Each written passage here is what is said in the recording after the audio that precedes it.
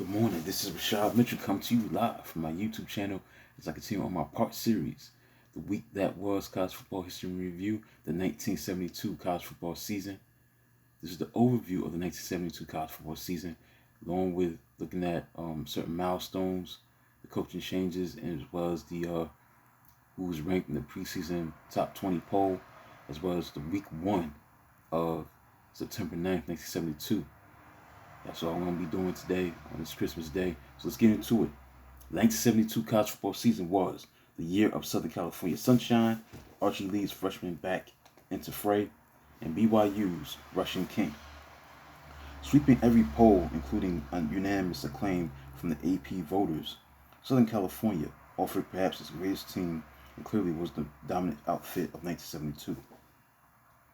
After two subpar seasons in which Coach John McKay retooled his Trojans, his changes paid off handsomely. Well, McKay installed a new conditioning program, worked on mental preparation, and packed his offense with experience and his defense with speed.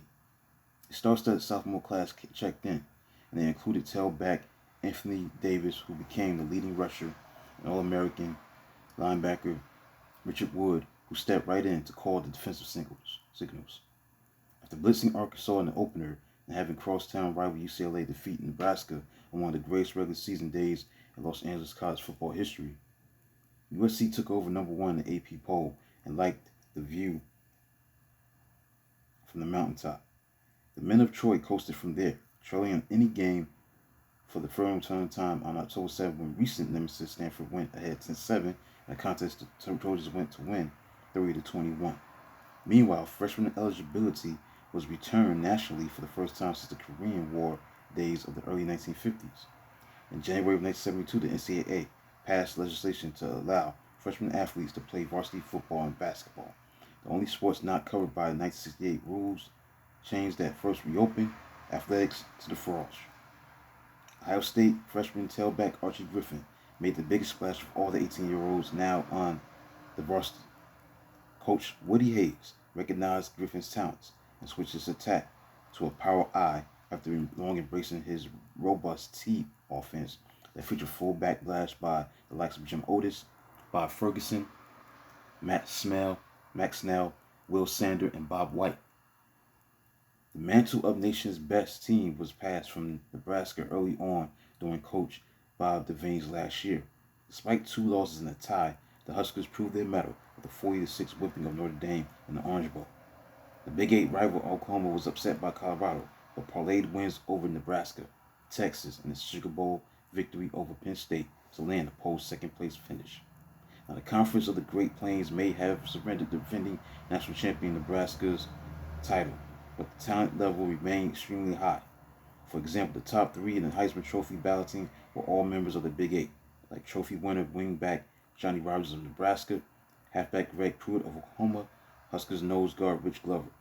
More amazing was that all 3 were beaten out for the Conference Player of the Year award by Iowa State quarterback George Emerson, who also went higher in the NFL draft than any of his more famous Big 8 brethren. Although Tennessee failed to win a national championship during a wonderful span in the late 60s and early 70s, this season marked the 8th straight in which the Volunteers won at least 8 games. No other school, at least of all, won in its tough SEC achieved so consistent a record during the same time period.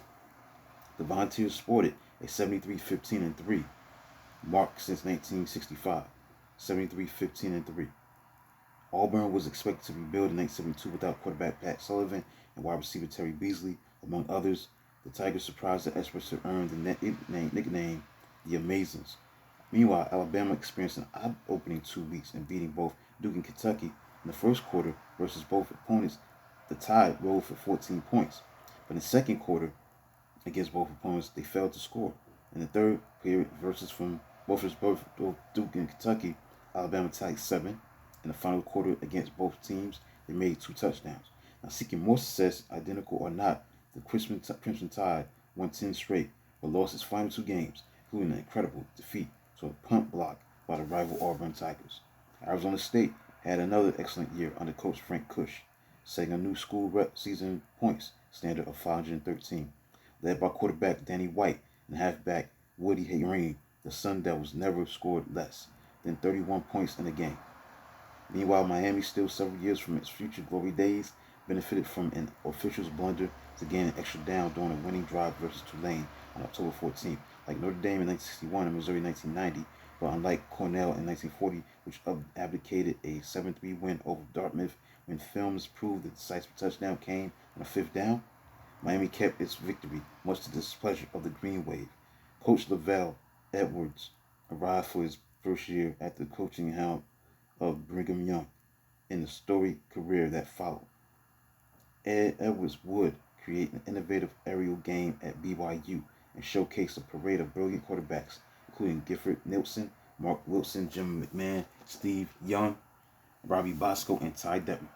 But BYU's biggest claim to fame in Edwards' first season was tailback Pete Van Valkenburg, who would amaze current-day football historians because he led the nation in rushing. Of all things, Van Valkenburg's BYU single-season rushing record of 1,386 yards would stand for nearly 30 years. Oddly enough, a passing record did fall in the game against in Utah, but it was Utah State quarterback Tony Adams setting a new single-game standard with 561 yards that included 5 touchdowns and a 44-16 rout of Utah on November 11th. Rushing for 204 yards against Tulsa on November 4th, Louisville tailback Howard Stevens became the first player to break the 5,000-yard career rushing barrier with 5,058 yards, but was never recognized as the NCAA all-time rushing leader. The mighty Mike Stevens was a running force for the best team to date at Louisville in '72, but he had gained a huge chunk of his yards while playing for Randolph-Macon against lesser competition in the college division. Heck, oh, those campus hijinks. This was especially true in the Big Eight. During halftime of a 62-0 whipping of Missouri on October 14th, Nebraska Cars section was supposed to salute the United States Navy's 197th birthday. Instead, the message came out as "Screw Missouri, Johnny Rodgers is shifty." The veiny president, meanwhile, ex-Oklahoma defensive back Steve O'Shaughnessy, who was a Colorado's law school grad student, was caught spying on the Buffalo's practices. The ruse backfired as the Colorado team was motivated to a 20-14 triumph, the only loss of the season for the powerful Sooners. Now, there were milestones that took place. Some of them, here we go. Stanford dropped politically debated its nickname of Indians in favor of Cardinals. Later adjusted to Cardinal, its official school color. So they were, I forgot, I thought they were Stanford Cardinals, but yeah, they was the Stanford Indians. They changed to the Cardinals. My bad, I thought. Because I think when I've done, these recaps, I always talk about the Stanford Cardinal, but the Indians, that was the nickname. So they dropped it in favor of, the Cardinal. By 94-67 vote, the NCAA announced that freshmen would be eligible to play beginning with the 1972 season. Ruling was proposed by ACC and WAC conferences, but decried by many coaches. Now, Army won first Commander-in-Chief trophy, emblematic of football supremacy among 3 major service academies. All 3 service academies played each other for the first time in the same season. The University of San Francisco dropped football. Now, the longest winning streaks entering the 1972 college football season was Toledo with 35 wins in a row, Nebraska with 23 wins in a row, and there was a 3-way tie for 7 consecutive wins in a row by Arizona State, Mississippi, and Tennessee. The coaching change that took place for 1972, you had Baylor, Grant Teeth, LaVell Edwards, Brigham Young, Mike White, California, Bill Fulcher, Georgia Tech, Jerry Claiborne, Maryland, Cal Stoll, Minnesota, North Carolina State, Lou Holtz, Oklahoma State, Dave Smith, Dick Enright, Oregon, Al Conover, Rice, Jack Christensen, Stanford, Texas A&M, Emory Ballard, Texas El Paso, Tommy Hudspeth, and Tom Harper of Wake Forest. Now, the AP poll for the preseason poll, you had Nebraska. There was, preseason number 1. Number 2 was Colorado. Number 3, Ohio State. Number 4, Arkansas. 5, Penn State. 6 was Oklahoma. 7 was Alabama. Number 8 was Southern California. Number 9 was Washington. Number 10 was Michigan. Right up the top 20, you had number 11, Louisiana State. Number 12, Arizona State. 13 was Notre Dame. Number 14 was Texas. Number 15 was Tennessee. Number 16 was Mississippi. Number 17 was Georgia. Number 18 was Purdue. Number 19, Florida State. And number 20, Stanford. So now let's get into the week one, the first week of the college football season of 1972. September 9th, 1972. We're going to start with Florida State. The number 19 team in the country beat Pittsburgh by a score of 19-7 on September 9th, 1972. This is week one. At least briefly, it was a whole new season for the Seminoles quarterback Gary Huff, last year's national total offensive leader. Pittsburgh linebacker George Feher intercepted the season's first pass by Huff, but Feher's early turnover did little to spark the Panthers' new but ineffective wishbone attack. Quarterback John Hogan came off the bench in the second quarter to ignite Pittsburgh with option runs totaling 28 yards on 67 yards trip. And he ended with a 15-yard touchdown pass to wide receiver Rod Huth for 7-3 lead. Huff meanwhile quickly cranked it up to pitch a 71-yard touchdown pass to wide receiver Barry Smith, and followed with a 54-yard scoring arrow to wide receiver Joe Goldsmith for a 19-7 margin in the fourth quarter. Next, Tennessee, the number 15 team in the country, beat Georgia Tech 34-3. Now, Tennessee Volunteers turned 6-3 struggle into rout by converting 8 Georgia Tech turnovers into 3 touchdowns. Reserve tailback Bill Rudder scored first touchdown in the second half on a 7-yard scoring run and following interception. Now up 13-3, Tennessee forced fumble to set up another touchdown that came 71 seconds later. A 16-yard scoring pass from Rudder to wingback Chip Howard, who leaped in back of end zone for catch. Now this game was first ever to match 2 starting black quarterbacks, Condredge Holloway of Tennessee and Eddie McAshan of Georgia Tech. McAshan threw for 124 yards to spark Yellow Jackets, but was picked off 3 times. Tennessee won 34-3. Next, Auburn. Auburn beat Mississippi State 14-3. Coaches have to win with what they have, and Tigers quickly transformed themselves from 1971's passing game to the power and rushing attack. Led by tailback Terry Henley by 136 yards rushing on 32 carries. Led charge that outrushed the Bulldogs 230 yards to 98 yards. Henley's 2-yard touchdown run in the second quarter opened scoring on Auburn as Auburn took a 7-0 lead to halftime. Kicker Glenn Ellis put Mississippi State on board with a 43-yard field goal in the third quarter. Now, Tigers' answer was a 70-yard march, 15-yard run for a touchdown by tailback James Owens that featured 2 broken tackles. Next, Alabama. The number 17 in the country beat Duke 35-12 in Birmingham. Crimson Tide fullback Paul Spivey rumbled up middle behind blocks of center Jim Kraft and guards John Hanna and Buddy Brown, while quarterback Terry Davis passed with near perfection at 6 for 7 for 73 yards. Now, Spivey scored Bama's first touchdown on an 8-yard run in the first quarter and contributed to a subsequent touchdown drive. So Duke trimmed second quarter margin to a 14-12 as poised and as young quarterback Bob Albright nailed 2 touchdown passes after fumble recovery by defensive lineman Ernie Clark at the end of a 68-yard drive. Now, Tyus Davis scored third quarter touchdown before halfback Steve Bisceglia got loose for a 39-yard touchdown run that made it 28-12 in the fourth quarter. Next, Southern California, the number 8 team in the country, beat Arkansas, the number 4 team in the country. So this is about 2 top 10 teams, as number 8 Southern California beat number 4 Arkansas by a score of 31-10. With 17 returning starters, Razorbacks were national contenders until they played second half of this opener.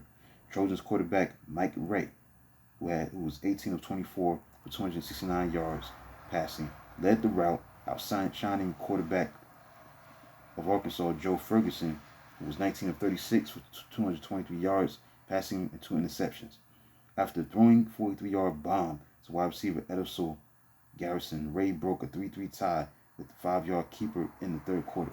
Southern California sophomore linebacker Richard Wood made his debut with 18 tackles and 2 sacks, a fortuitous interception that set up a 3-yard touchdown run by tailback Rod McNeil, who had 117 yards on 28 carries and a touchdown, for a 17-3 lead that broke the Hogs' hope. Now, Arkansas tailback John Richardson scored a solo touchdown with 1-yard dive in the fourth quarter, while wide receiver Jim Hodge contributed with 127 yards receiving on 7 catches and receptions. Next, Rice beat Houston by score of 14-13. Owls won city championship as they stopped Houston twice on goal line as time expired. The fullback Leonard Parker, who had scored on 2 short runs earlier, and quarterback the DC Nobles were halted as Cougars decided to skip the field goal attempt, having messed up the snap on potential game time missed extra point early in the fourth quarter. Strong safety Preston Anderson made final game-saving tackle for Owls, nailing Nobles for 4-yard loss and from first and goal play from the 1-yard line. Now Rice had scored both his touchdowns on quarterback Bruce Gadd to wide receiver Edwin Collins, passing connection of 30 yards and 5 yards. Cougars Vanley won offensive yards battle with 354 yards to Owls 230 yards. Next, Colorado, the number 2 team in the country, defeated California by a score of 20-10. The listless performance kept no number 2 Colorado Buffaloes from pouncing on the nation's top spot, about to be vacated by Nebraska. It was not until Colorado linebacker Ed Schoen returned interception for a touchdown late in the game that unheralded Golden Bears were put away. Schoen's 48-yard scoring return gave Colorado Buffaloes a 17-3 lead in the third quarter. The Bears cut the deficit in half on a 9-yard touchdown pass from quarterback Steve Borkowski to wide receiver Steve Sweeney, but that was as close as they would come because Cal outgained Colorado 377 yards to 283 yards and picked up 9 more first downs, 23-14, but fell twice on the 4th and 1 in the fourth quarter as Buffalo's kicker Fred Lima made a 46-yard field goal and a 53-yard field goal. And last but not least, upset took place where UCLA upset number 1 Nebraska 20-17. It might have been his bloodlines, son of former Heisman Trophy winner Tommy Harmon of Michigan, but UCLA quarterback Mark Harmon made dandy a debut, throwing and running for touchdowns and hitting crucial pass for first down to set up Bruins' winning field goal. Now the Bruins had only won 2 games in 1971. The Bruins had won only 2 games in 1971, but they were capable of ending Nebraska's 23-game winning streak. Harmon, future actor, became star overnight. After kicker Efren Herrera opened with a 27-yard field goal, Harmon threw a 46-yard touchdown pass to wide receiver Brad Lyman to stretch the lead to 10-0. Huskers rallied to tie it 10-10 at halftime behind wingback Johnny Rodgers, who returned punt 50 yards to set up a field goal and scored an 11-yard run. UCLA regained the lead in third quarter following quarterback Jimmy Allen's 37-yard interception return to Huskers' 15-yard line as Harmon scored on a 2-yard keeper. After Nebraska tight end Jerry List tied game on a 44-yard scoring pass from quarterback David Humm, Harmon led a 57-yard drive, during which he threw a 13-yard pass to tight end Jack Lassner on 3rd and 11 to Herrera's winning 30-yard field goal with 22 seconds left. Underestimated Bruins played heads up, converting 5 turnovers into 17 points. So number 1 Nebraska had their 23-game winning streak snapped to UCLA 20-17. So that concludes a look at the games that were played the week that was College Football History Review, the 1972 college football season, week 1, September 9th, 1972. Now let's get into the September 11th AP poll. Number 1 was Southern California. Number 2 was Colorado. Number 3 was Ohio State. 4 was Oklahoma. 5 was Alabama. Number 6 was Penn State. 7 was Tennessee. UCLA was number 8. 9 was Louisiana State. Number 10 was Nebraska. Number 11 was Michigan. The rest of the top 20 rounded out as this. Number 12 was Washington. Arizona State was 13. Number 14 was Notre Dame. Number 15 was Texas. Number 16 was Georgia. Number 17 was Arkansas. Number 18 was Purdue. And number 19 was Mississippi. And number 20 was Florida State. So that concludes look at the week that was college football history review, the 1972 college football season, and its overview of the 1972 college football season and the week that was for the 1972 college football season. The games that were played during week 1 of September 9th, 1972. And all the stuff that I talked about with the milestones, the coaching changes, the preseason poll, things of that nature. So like and subscribe and comment on the channel. I'll do a video to Smag 2 tomorrow. Until then, talk to you soon.